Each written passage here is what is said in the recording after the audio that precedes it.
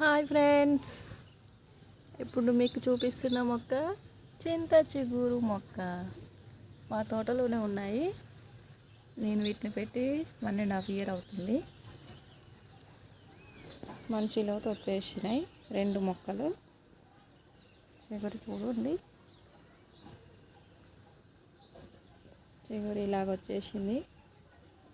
చింత చిగురు ఖచ్చితంగా తినాలంట, తింటే హెల్త్కి మంచిది. మటన్ కంటే ఎక్కువ విలువ ఉంది, కేజీకి 700 అంట.